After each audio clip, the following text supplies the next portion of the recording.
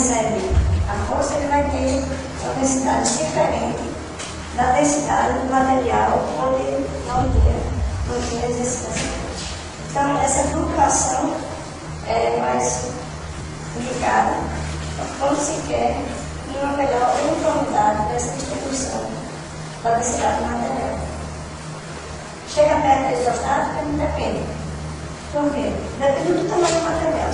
Se ele tem um tamanho pequeno, material, essa flutuação ela pode satisfazer o requisito de distribuição da densidade do material. Mas quando ele tem um tamanho de material, tamanho do material é muito grande, ele vai ter concentração de forças, de densidade da parte superior e inferior, e a parte interna do material pode haver uma variação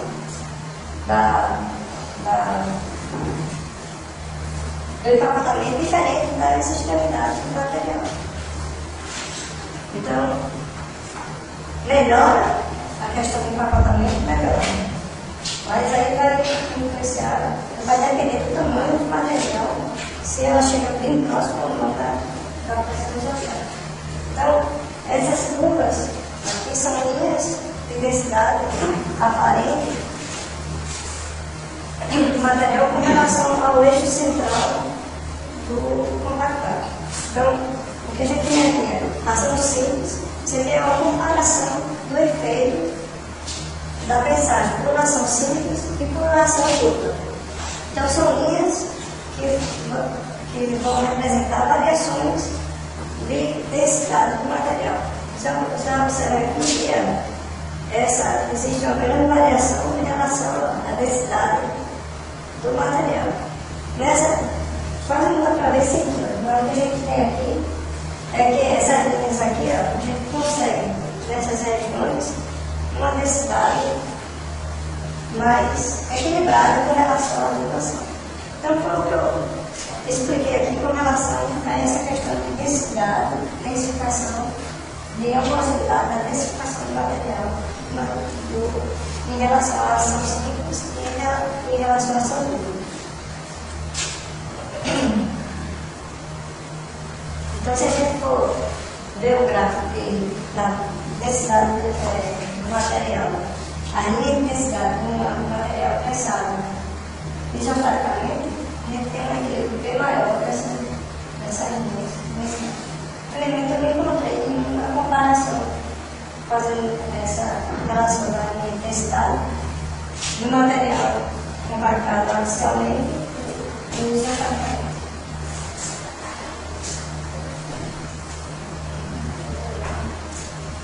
Outra maneira principalmente quando o material tem dificuldade de ser retirado do molde da matriz, é utilizando uma ação simples com matriz móvel. Ou seja, essa matriz aqui, na hora de retirar o material fica parado, é como se fosse o compactado lá, fica parado, o que vai se mover é a matriz. Então, você não tem esse deslocamento aqui, ó, dessa parte inferior para retirar o móvel, ou para retirar o compactado. O que você vai ter aqui é o deslocamento da matriz que vai deslocar, e o móvel, o material que vai ser retirado. Então, ela vai ajudar aqui na compactação, quando compacta, quando exerce a força, o móvel vai deslocar juntamente com o compactado, e na hora de retirar essa mola que estava comprimida, ela vai voltar para a sua posição original. Então, isso aí evita também problemas, principalmente na retirada do material da matriz, quando você tem dificuldade de retirar, ou quando quer evitar a fricção do compactado com as paredes da matriz, certo? É um tipo muito pouco usado esse tipo de informação, mas existe. A informação inicial e ação simples com a matriz móvel. Então, a característica durante a fase de compactação, a matriz acompanha parcialmente o movimento de função superior a madridez ainda mais para facilitar essas operações. Então, essa funciona esse tipo de informação. E também, que a gente não falou aqui, porque não é muito comum para materiais cerâmicos que tem a temperatura alta, é utilizar um tratamento térmico ou um aquecimento. Isso é mais utilizado para metais. Então, o pessoal de metais usa muito um aquecimento para facilitar a mobilidade do material quando aquece e para usar um aquecimento. Não é sintetizar o material no aquecimento. É um aquecimento para que a gente tem um ensaio, pode fazer um ensaio também, um ensaio de resistência mecânica com fogo, mas durante a pressagem, o aquecimento, para facilitar o arranjo do material. Agora, na parte cerâmica, isso aí praticamente não é tudo. Então, a pressagem isostática é bem diferente da pressagem axial. E ela funciona da seguinte maneira: a gente tem a pressagem em molde úmido e um molde seco. Então, a gente vai ver agora que é nesse molde úmido como funciona essa compactação axial. Então, o que a gente tem? É um sistema fechado, onde tem um molde flexível, o fluido, porque esse fluido, esse que vai exercer a pressão do material, e o pó, ele é colocado aqui dentro do molde flexível. Então, esse molde flexível, normalmente, é do material polimérico, para ter essa flexibilidade, e o material, esse fluido, ele é pressurizado por uma bomba, que vai exercer a pressão, e o material, esse molde, ele vai ser flexionado no sentido do pó, que está dentro do molde, e vai compactar o material em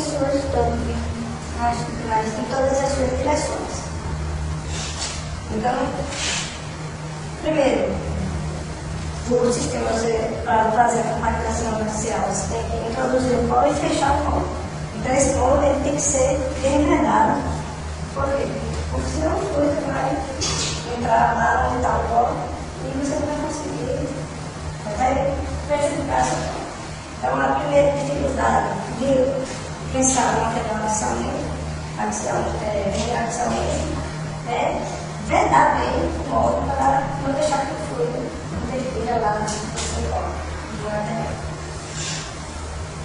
Aí, depois, o material é submerso no molde, no fluido, que está contido nessa câmara de pressão. Então, essa câmara toda aqui, ela vai ser pressurizada, o fluido vai ser pressurizado para exercer essa pressão constante lá no molde.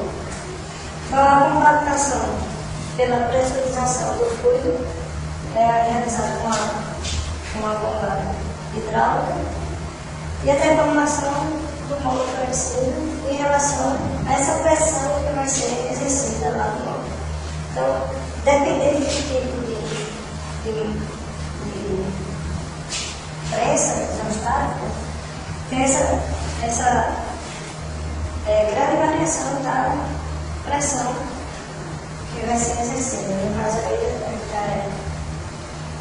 a representação de 400 MPa para 1400 MPa. Então, essa faixa de 400 e 500 é muito mais utilizada em prensas industriais ou de larga escala. Essa pressão altíssima de 400 MPa, essa tensão, é conseguida muito no laboratório, eles têm equipamento de menor dimensão e muito específico. Então, é uma característica desse tipo de prensagem, essa variação grande da tensão e a força que é aplicada lá no material. E em seguida, depois da compactação, ocorre a redução da pressão do fluido com expansão molde. Ele tem que ser molde flexível, ele vai concluir lá na hora de compactar o material e depois ele vai expandir quando é retirado, quando é eliminada essa pressão do fluido. Vem de novo essa camada linear e depois, por último, a etapa de remoção da peça. Então, todo o material, todo o molde, juntamente com o folha, é retirado o material aberto e não come a extração da peça.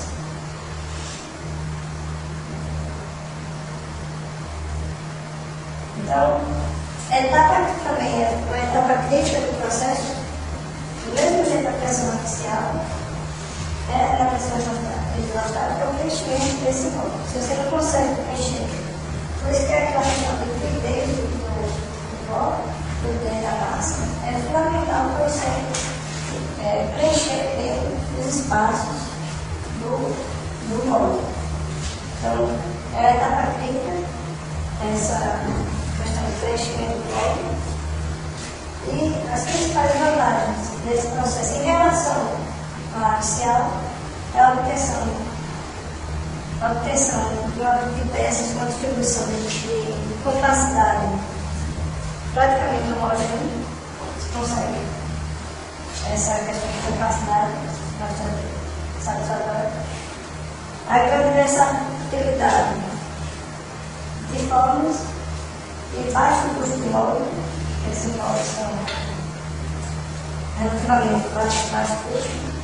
Quando se trabalha com molde A1, depois a gente vai ver aqui mais na frente onde é seco, porque é bem mais difícil de ser trabalhado. E as principais desvantagens é excessiva duração do ciclo de pressagem, por isso que esse método é pouco utilizado para industrialmente. Apenas quando se requer mesmo a uniformidade da densidade do material de acabamento, que é utilizado no método de isostático. Mas não se compara em relação ao método axial o ciclo que é dado, o ciclo de pressagem. Então, você tem que abrir, tirar o armário do molde, abrir o molde, colocar o material, deixar o molde bem vedado, colocar o molde na câmara de pressão, acionar a pressão, depois retirar a pressão, retirar o molde, então um ciclo bem maior, bem mais trabalhoso do que uma mensagem axial. E essa dificuldade desse processo é de automatizar. Então, automatizar esse processo não é uma tarefa fácil. Então, basicamente, esse processo é um processo manual que eleva bastante o custo de mão de obra. Você tem que estar monitorado lá. A pressagem axial, muitas indústrias trabalham com pressagem axial automatizada. O material passa lá na pressa, comprimido o material sai, é exposto, o material já cai com cheiro, planta que viu muito isso.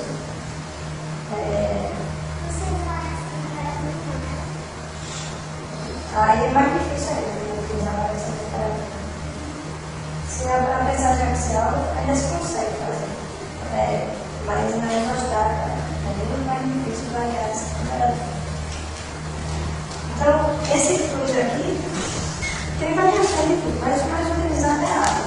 Esse fluido normalmente é água que é utilizado quando não tem problema de penetração ejaculada no líquido, na câmara de pressão, no fogo. Então,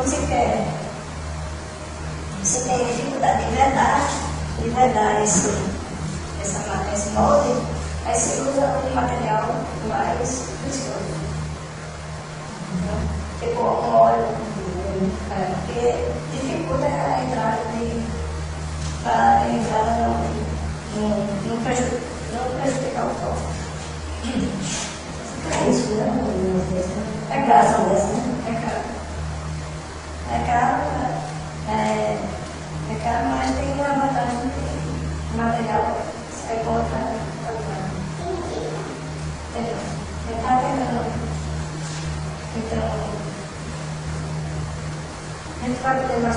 que você tem o projeto, dá muito trabalho na diferença grande do material que pensar, a gente está falando. Dá para fazer algumas coisas.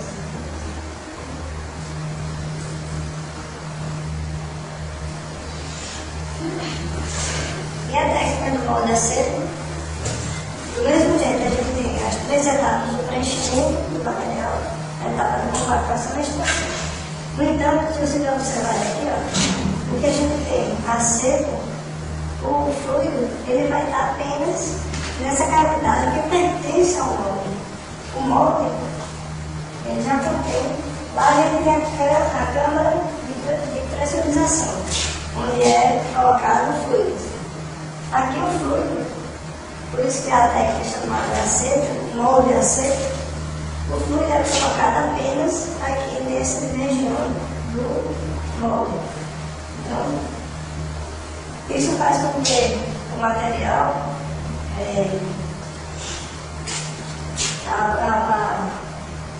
a pressão seja exercida apenas lá na matriz, não nessa câmara de pressagem. Então, a função dessa pressagem seca é buscar exatamente minimizar o tempo de operação da pressagem em um molde a outro. Porque aqui você coloca o material, esse molde aqui vai estar já com fluido, o material ele é colocado aqui, não retira-se o molde, o material é colocado e vai ser exercida a pressão nesse fluido que está lá na matriz, no molde fixo. Então, com isso faz com que aumente essa velocidade de produção em relação à técnica. Então, a diferença, em vez de ser submergir o molde em um fluido, ele é feito com canais internos por onde circula um fluido pressurizado. Porém, tudo tem vantagens e desvantagens. A principal dificuldade, que é uma desvantagem desse método, é que esse molde tem que ser extremamente perfeito para conservar o molde, para ter condições de prensar o material, ter condições de colocar esse fluido, onde esses canais, e exercer ter uma possibilidade dessa pressão exercida nesse fluido. Então, são moldes bem mais caros do que um molde a outro. Então, à medida que você sai dessa pressão, está seco, isostática seca, cai numa pressagem isostática única, e uma pressagem axial, você vai diminuir o custo otimizando. Essa aqui você consegue atualizar, vai ter o molde a único, mas tem dificuldade no custo de construção desse molde, que é bem mais complicado. Se a pressagem a única já era pouco utilizada, ou usada em aplicações bem específicas, essa aqui é mais ainda. Bem menos utilizada, porém é alternativa quando se quer aumentar essa velocidade de produção do material. Então, vamos lá para as etapas. Então, independente do tipo de pressagem axial ou isostática, a gente vai ter as 3 etapas do processo. É o preenchimento do molde da matriz, a compactação e a extração. Então, o preenchimento do molde é considerado uma das etapas mais críticas do processo, que tem que envolver a preparação prévia do bloco. Então, todas aquelas características do bloco que eu falando tem que estar dentro das características para utilizar o método de conformação. E o cálculo também, o cálculo da quantidade de pó, ou seja, a massa que é colocada na matriz para ser prensada. Então, essa variação da quantidade de pó vai influenciar na compactação do material. Então, o que a gente tem com relação a essa massa ela tem que ser constante. O que vai variar vai ser o volume que o material vai ocupar. Então, essa representação aqui É a representação que envolve partículas, que são esses partículas pretos, que fazem parte preta, o grânulo, que é, ou o aglomerado. O grânulo, se a gente tem intenção de aglomerar o material. Se a gente não tem intenção de aglomerar o material, o sistema pode representar formatos de partículas aglomeradas, que são, no caso, não vai ter uma uniformidade como um grânulo que é produzido. Então, o que a gente tem são as partículas formando um grânulo com poros intergranulares, que é esse um poro entre os grãos, e o poro, que é esse espaço que coloca dentro do grão, que é o poro intragranular.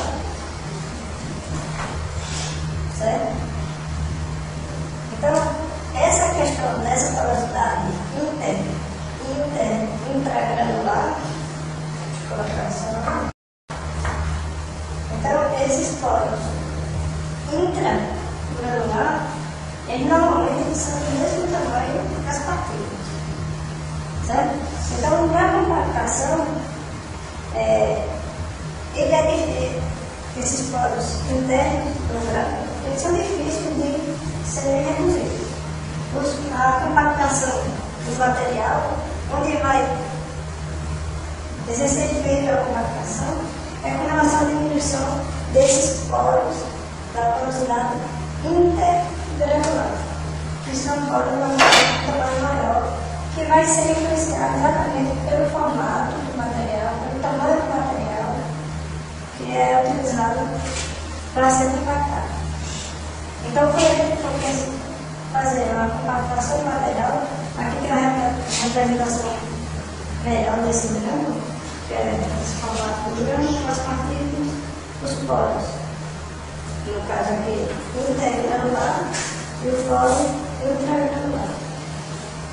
Então, o que a gente vai ter efeito maior na compactação é essa redução dessa porosidade. Essa porosidade aqui reduz. Agora, com a força de compactação bem maior, a gente vai ver a curva de compactação. Lá no final da curva de compactação é onde ocorre essa redução desse tipo de porosidade.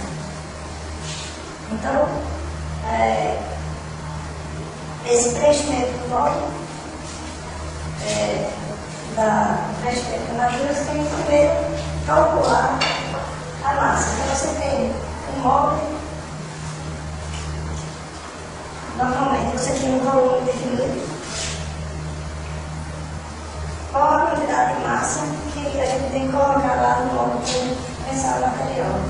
Então você tem um módulo, tem um volume definido, que é as dimensões do módulo. Então você tem que definir a altura que você quer dar no seu material, que é a expressão do volume, você tem comprimento e largura, mas a altura que vai variar. Então, definindo essa altura, você tem esse volume. E você tem que conhecer a densidade do material. Tem que ser conhecido.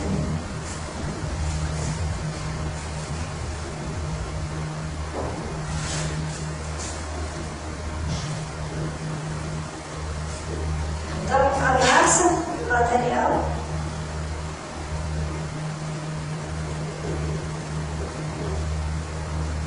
vai ser a densidade e o volume do material. Certo? Aí você vai definir a massa que vai colocada no seu material.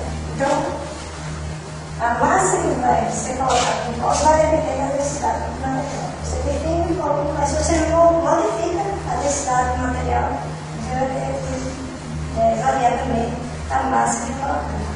Eu estava notando essa parte do preenchimento. E essa preparação prévia tem as variáveis que são a fluidez e a questão do comportamento, está tudo relacionado com essa parte de preenchimento do módulo. Na etapa de compactação, que é a segunda parte da etapa de consolidação, A compactação vai se submeter a uma tensão e compressão direcionada ao estado, dependendo do tipo de conformação suficientemente elevado. E os fenômenos que podem ocorrer durante a compactação primeiro, a consolidação permanente do material, ou seja, nesse caso, o material ele vai se conformar plasticamente, a conformação plástica do material, ou seja, o material depois de comprimido, ele não retorna ao seu estado inicial. Esse é o que mais vai ocorrer. Então, essa conformação plástica, ela se dá pela reorganização dos grânulos. Então, os grânulos estão colocados lá no material. Eu falo grânulos porque vai descer das partículas também. É a representação mais comum de analisar esse processo de consolidação plástica. Então, depois, no mecanismo, a gente tem uma deformação e destruição desses grânulos, que aí é onde ocorre essa destruição desses grânulos, onde vai ocorrer a maior fase de compactação, e o mecanismo 3 apenas é reorganização das partículas do interior do grânulo. Todo esse processo ele fica representado dessa forma aí. Então a gente tem lá o estado inicial, que são os grânulos, depois de colocado na matriz, antes de ser recebido com pressão. Então, o primeiro mecanismo é essa reordenação dos grãos. Então, a gente aplicando uma força, uma pressão na compactação material, ele vai ocorrer primeiro uma reordenação. Os grãos, ou as partículas, elas vão se organizar lá no material, cada uma vai buscar seu espaço para procurar a melhor estabilidade delas, das partículas. Depois, quando exerce nesse segundo mecanismo, uma deformação, então para aumentar essa pressão, vai ocorrer uma deformação, destruição desses grãos que tem esses formatos aqui, representado dessa forma, que vai mudar sua representação. Né? Ele vai deformar, e aqui sim, aqui é onde vai ocorrer essa destruição desses poros intergranular. Então, destruição dos grânulos e diminuição da porosidade intergranular. E depois, no terceiro mecanismo, que a gente tem apenas, é uma reordenação das partículas do interior do grânulo. Aqui sim. Então, nessa última etapa é onde ocorre uma redução da porosidade intragranular. Então aqui a gente tem apenas reordenação dos grânulos, diminuição da porosidade intergranular, aqui entre os grânulos, com a deformação e destruição desses grânulos. E aqui a gente tem a reordenação das partículas com a diminuição da porosidade intergranular, certo?